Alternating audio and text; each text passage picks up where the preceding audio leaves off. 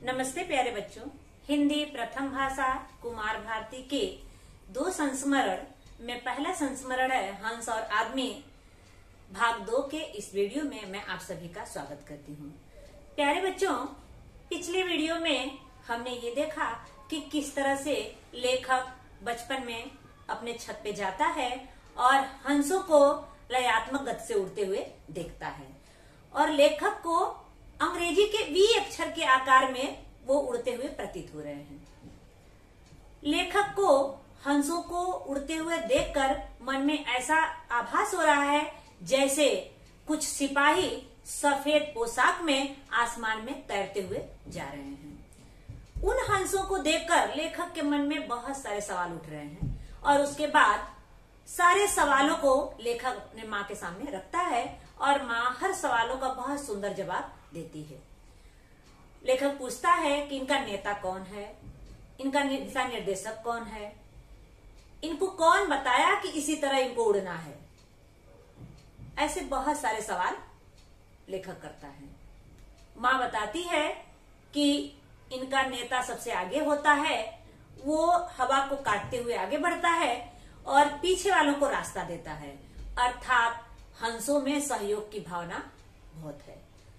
इसी प्रकार इंसान में भी सहयोग की भावना होनी चाहिए। माँ बता रही है लेखक को कि नेता के कार्य क्या होते हैं। तो नेता खुद ही अपने ऊपर सारी जिम्मेदारी ले लेता है और पीछे वालों को आगे करते हुए निकलता है आगे की तरफ। उसके बाद माँ हंसों से संबंधित बहुत सारी कहानियां लेखक को सुनाती है। उसमें गौतम बुद्ध जी से संबंधित भी कहानी सुनाती है। गौतम बुद्ध के बचपन का नाम सिद्धार्थ था। एक बार अपने मित्र के साथ बागीचे में घूम रहे थे, उसी समय उनके सामने एक हंस घायल होकर गिरा। वो उसको उठाए और उसके अंदर से तीर लगी थी, तीर को निकालकर उसका उपचार किए। तब तक उनके सामने उसका शिकारी आ गया और बताया कि ये इस हंस पर हमारा अधिकार है क्योंकि हमने इसको मारा था। उन्होंने कहा कि नहीं, मेरा अधिकार है क्योंकि मैंने इसको बचाया था। ये दोनों मिलकर के राजा के पास गए और राजा के सामने अपनी अपनी बातें रखे। राजा सभी मंत्रियों के सामने ये रखे कि इस पे सबसे ज्यादा किसका अधिकार है। सारे मंत्रियों ने बातचीत करने के बाद एक ही निर्णय दिया कि मारने वाले से बचाने वालों का ज्यादा अधिकार होता है या ज्यादा हक होता है। इस प्रकार की कहानियां लेखक की माँ लेखक को बहुत सारी सुनाती थी। अब आइए अगले पैराग्राफ में देखते हैं अगले पैराग्राफ में क्या है। ये बच्चों, परिच्छेद का वाचन एवं स्पष्टीकरण देखते हैं भाग 2 का। मेरे मन की उड़ान में सबसे आगे वाला हंस पिताजी की तरह लगता, फिर माँ, फिर चाचा चाची, हम सारे भाई बहन और दादी भी। लेखक बता रहा है कि लेखक के मन में जो उड़ान का क्रम हो रहा है, उन हंसों की जगह सबसे आगे अपने पिता को बोल रहा है लेखक कि सबसे आगे मेरे पिता की तरह लग रहा है।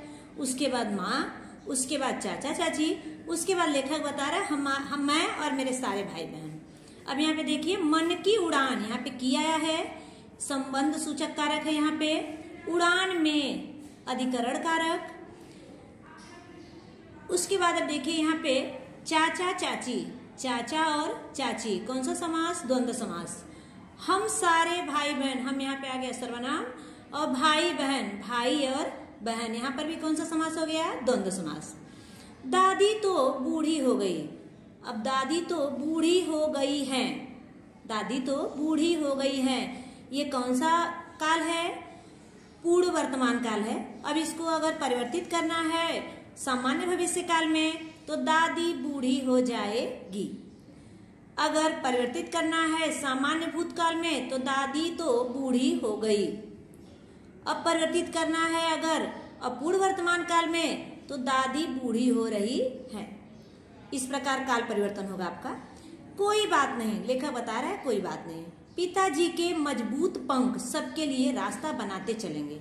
लेखक बता रहा है कि पिताजी के जो मजबूत पंख हैं, जो सबसे आगे चल रहे हैं, वो सबके लिए रास्ता बनाते हुए चल रहे हैं, यानी सब कष्टों को खुद सहते हुए आगे की तरफ बढ़ते चले जा रहे हैं। वे सभी संकटों से 2 हाथ करके, 2 हाथ करना सभी संकटों का मुकाबला करना, 2 हाथ करना मुकाबला करना, सभी संकटों से 2 हाथ करके सामने दीवार बनकर खड़े रहेंगे। पहले दादी जी ने पिताजी के लिए रास्ता बनाया होगा, अब पिताजी दादी जी के लिए बना रहे हैं। यह परिवार है। बता रहा है लेखक कि पहले दादी जी पिताजी के लिए सब कुछ की, आज पिताजी दादी जी के लिए कर रहे हैं। इसी को परिवार कहते हैं। पिताजी थक जाएंगे तब, फिर लेखक के मन में सवाल उठ रहा है कि अगर पिताजी थक जाएंगे तब कौन करेगा। फिर लेखक कह रहा है यदि पिताजी थक जाएंगे तब माँ आगे आएंगी, और अगर माँ थक जाएंगी फिर चाचा जी आगे हो जाएंगे, और उड़ते उड़ते मैं भी तो बड़ा हो जाऊंगा। लेखक बता रहा है कि जब पिताजी थक जाएंगे तो माँ आगे आ जाएंगी, और जब माँ थक जाएंगी तो चाचा जी आगे आ जाएंगे, और जब चाचा जी थक जाएंगे तब तक मैं भी बड़ा हो जाऊंगा, फिर मैं आगे हो जाऊंगा। मैं पिताजी से कहूंगा कि आप आराम कीजिए, मेरे पंख सबके पंखों को आराम देंगे। लेखक कह रहा है कि मैं पिताजी से कहूंगा कि आप आराम कीजिए और मेरे पंख जो है सबके पंखों को आराम देंगे, मेरे पंख सबको साथ लेके चलेंगे। बता रहा लेखक कह रहा है कि मेरे पंख जो है सबको साथ लेकर उड़ेंगे, क्योंकि लेखक के अंदर सहयोग की भावना है। जब मैं बड़ा हो जाऊंगा तो सबको हंसों के बारे में बताऊंगा। लेखक कह रहा है कि जब मैं बड़ा हो जाऊंगा तो सबको हंसों के बारे में बताऊंगा कि आदमी भी चाहे तो ऐसे साथ साथ बहुत दूर तक उड़ सकते हैं। लेखक कह रहा है कि मैं ये बताऊंगा कि जिस तरह से हंस कमजोर हंसों को भी साथ लेकर उड़ रहे हैं, उनका सहयोग कर रहे हैं, उनका सपोर्ट कर रहे हैं, उसी तरह इंसान भी चाहे, आदमी भी चाहे तो कमजोर वर्गों को साथ लेकर वो आगे बढ़ सकता है। एक दिन मैं बड़ा हो गया। लेखक कह रहा है मैं बड़ा हो गया। अब देखिए, एक दिन मैं बड़ा हो गया, यहाँ पे बड़ा हो गया क्या हो गया, सामान्य भूतकाल है। बहुत कोशिश की लेकिन आदमी ऐसा कहाँ होता है। वह एक बार आगे हो जाता है तो सिर्फ अपने लिए सोचने लगता है। लेखक कह रहा है कि आदमी में ऐसे गुण कहाँ होते हैं हंसों की तरह। आदमी एक बार आगे बढ़ गया तो पीछे मुड़कर कभी देखता नहीं है, उसे पीछे वालों की चिंता नहीं रहती। कई बार पीछे चलने वाले भी आगे निकलने की होड़ में उस अनुशासन को तोड़ देते हैं। लेखक बता रहा है कि कई बार तो ऐसा होता है कि जिस अनुशासन में लोग चल रहे हैं, जिस नियम में लोग चल रहे हैं, आगे बढ़ने की होड़ में वो अनुशासन ही तोड़ देते हैं। कई बार तो अपने पंखों से दूसरों के लिए हवा काटने की जगह उसके लिए मुश्किलें खड़ी कर देते हैं।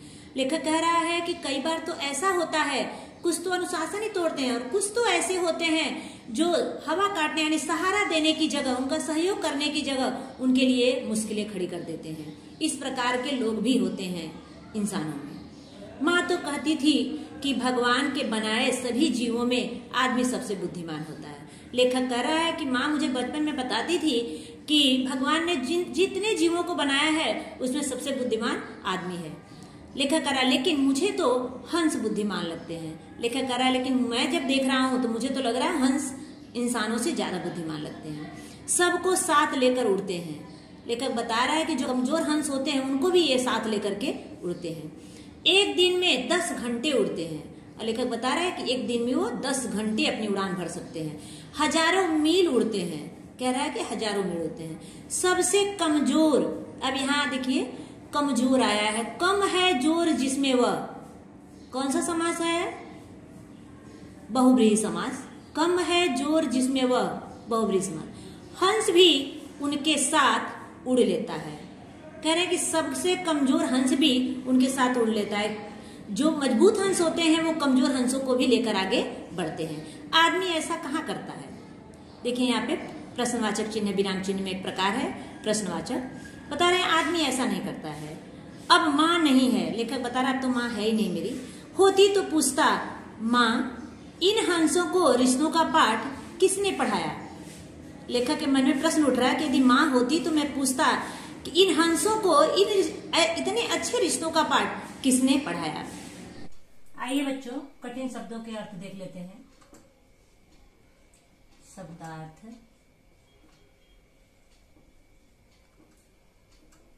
शब्दार्थ आया है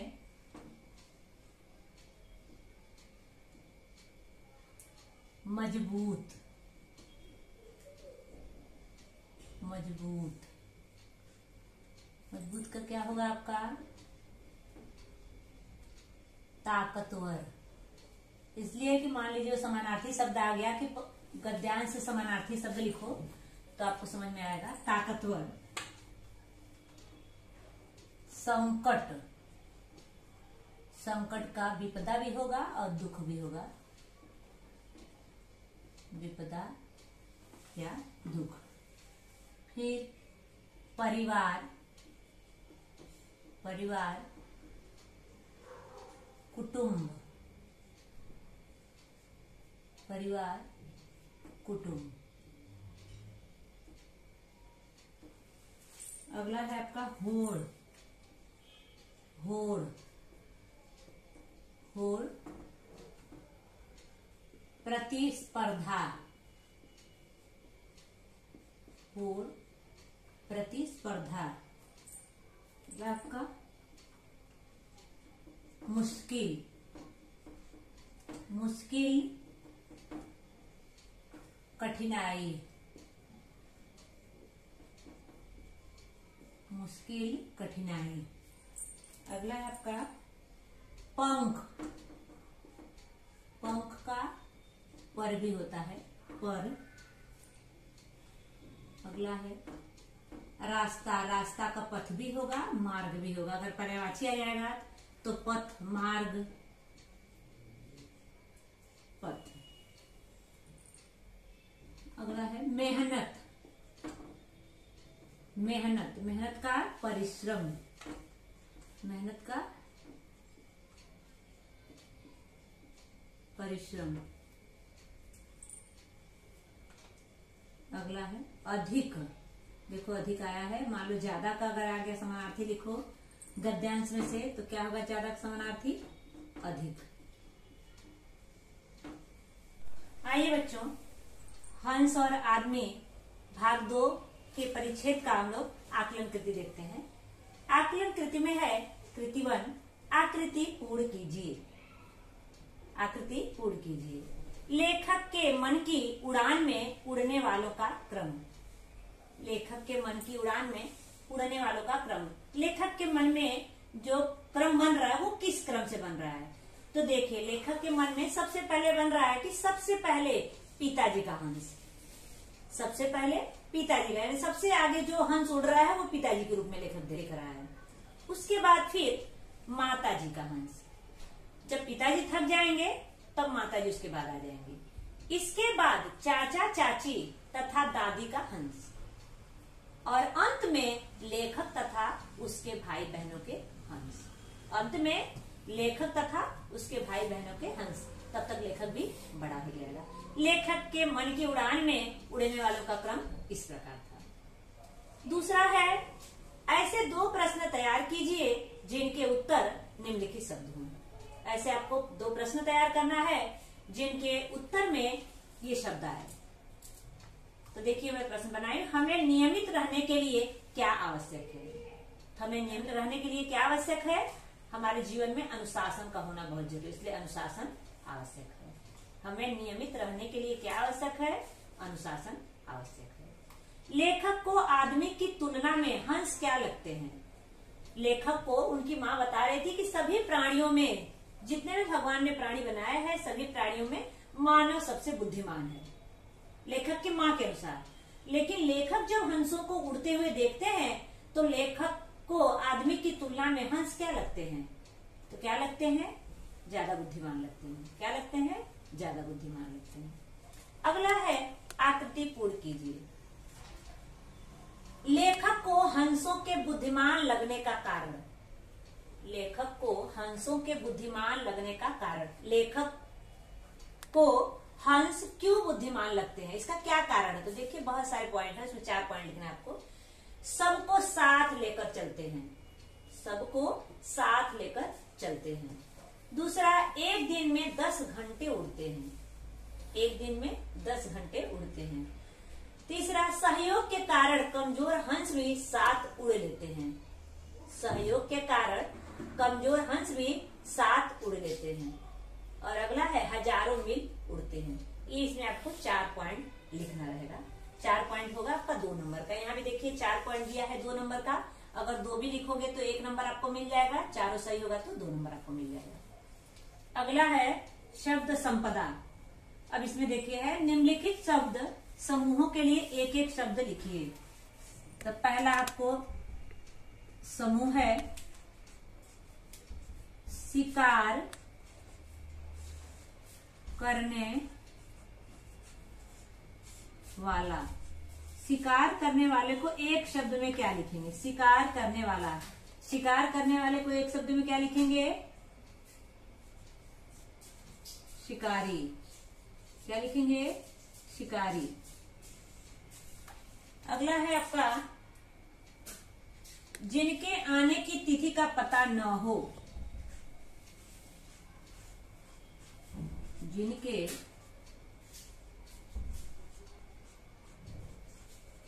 आने की तिथि का पता न हो।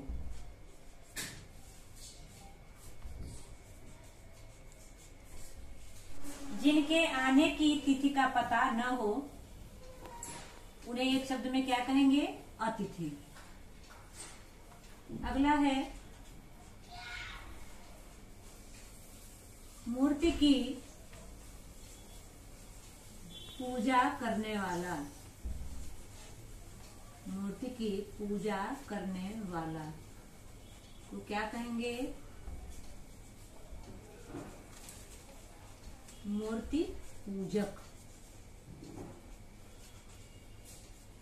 मूर्ति पूजक। अगला है सहन करने की क्षमता रखने वाला। सहन करने की क्षमता रखने वाला। सहन करने की क्षमता रखने वाला। सहनशील।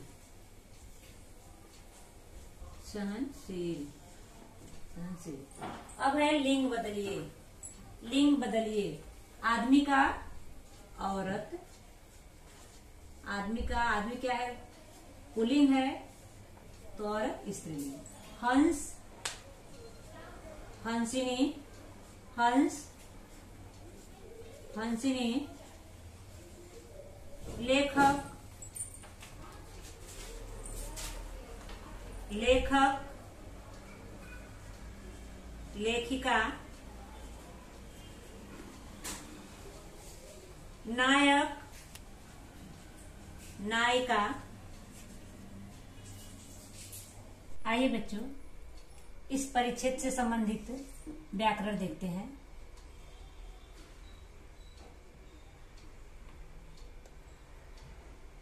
व्याकरण। संधि विच्छेद कर। संधि विच्छेद कर। कर संधि के नाम लिखो। संधि विच्छेद कर संधि के नाम लिखो। ठीक है। पहला है आपका दुर्लभ। दूसरा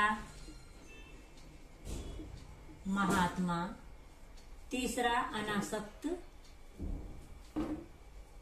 चौथा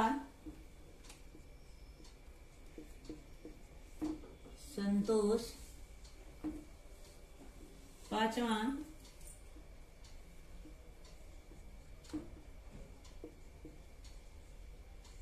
सदन। अब ये देखिए दुर्लभ, दुहधन, लभ। यहाँ पे देखिए विसर्ग है और र का लोप हो गया है, इसलिए कौन सी संधि होगी? पहले शब्द का अंतिम अक्षर क्या है? विसर्ग है, इसलिए कौन सी संधि होगी? विसर्ग संधि। अगला है महात्मा, महाधन, आत्मा। कौन सी संधि? स्वर संधि। स्वर संधि। अनासक्त, अनधन, आसक्त, अनधन, आसक्त। यहाँ पे देखिए पहले शब्द का अंतिम अक्षर क्या है, व्यंजन है, इसलिए कौन सी संधि होगी, व्यंजन संधि होगी। कौन सी संधि होगी, व्यंजन संधि होगी। संतोष, समधन, तोष। यहां पर भी देखिए समधन तोष, पहले शब्द का अंतिम अक्षर व्यंजन है, इसलिए कौन सी संधि होगी, व्यंजन संधि होगी। अगला है सदैव, सदाधन, एव। कौन सी संधि, पहले शब्द का अंतिम अक्षर देखिए स्वर है, दूसरे शब्द का पहला अक्षर भी स्वर है, इसलिए कौन सी संधि होगी, स्वर संधि। प्यारे बच्चों, इस प्रकार हम लोग हंस और आदमी कहानी का भाग 2 का हमने वाचन किया, उसके कठिन शब्दों को देखे, उसका स्पष्टीकरण देखे और उससे संबंधित आकलन कृति किए। शेष दूसरा संस्मरण है आत्मीय रिश्ते, अगले वीडियो में देखेंगे। धन्यवाद।